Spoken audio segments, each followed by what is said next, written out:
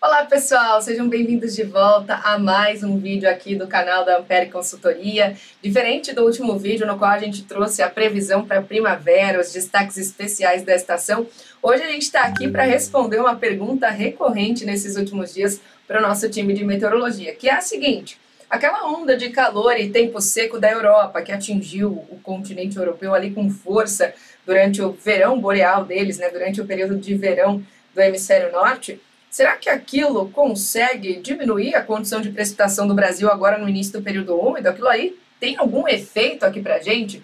Bom, vamos olhar os destaques que foram notícia nas mídias a respeito dessa onda de calor que ocorreu em meados do ano de 2022.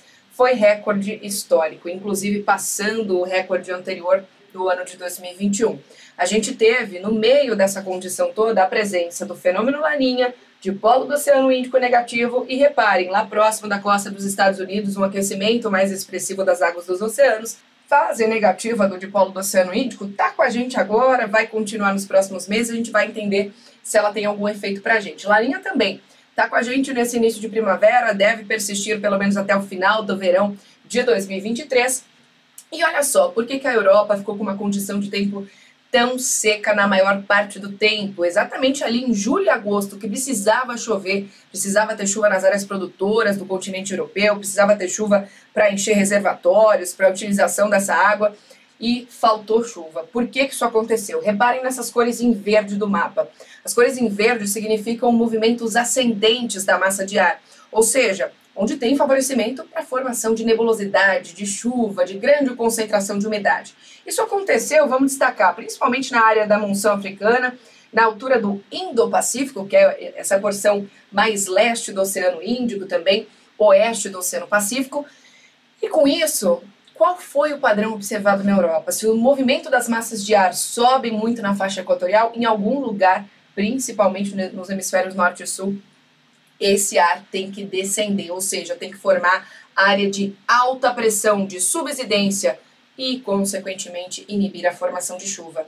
Tudo isso aconteceu em cima de quem? Do continente europeu. Mas não foi só isso não foi somente a contribuição do dipolo do Oceano Índico e muito menos do Oceano Pacífico que fez com que o continente europeu registrasse um verão difícil ao longo desse ano. Tivemos também o padrão de trem de ondas desde o Pacífico Norte até o Atlântico Norte, estabelecendo o quê? Uma área de alta pressão. O que acontece? Esse estabelecimento do padrão de ondas é bastante complexo, mas pelo que a gente viu, na maior parte do tempo era uma grande área de alta pressão. Por isso a temperatura passou de 40 graus, tivemos incêndios florestais, secas históricas em rios e também recordes de calor. E basicamente tem vários pesquisadores já norte-americanos, vários pesquisadores pelo globo, aliás, estudando esses efeitos. Eles consideram que esse padrão de disparo de ondas, que é conhecido como ondas de Rossby, desde o Pacífico até o Atlântico, isso acontece também no hemisfério sul, tá? Vira e mexe, a gente está aqui contando esses destaques para vocês. Em si, está formando com maior frequência um tipo de bloqueio próximo ao continente europeu,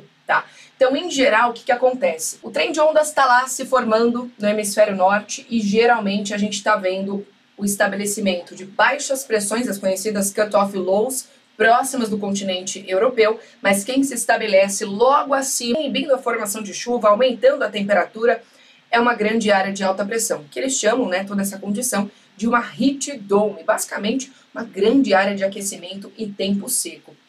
Vários estudos, inclusive um publicado aí no dia 4 de julho de 2022, têm tentado decifrar esse padrão. E eles conseguiram encontrar uma explicação também associada aos ventos lá no alto da atmosfera, formação de jatos duplos durante esse período de formação de bloqueios. Então, se vocês quiserem, tiverem curiosidade para conhecer um pouquinho mais desses problemas que a Europa vem enfrentando, corram para esse artigo, tá bom? Fica a dica para vocês, do nosso time para o time de vocês. Bom, e muita gente, então, perguntou, né? Esse calor todo, esse tempo seco na Europa, será que o período úmido aqui no Brasil está prejudicado por conta disso? Está faltando umidade no globo?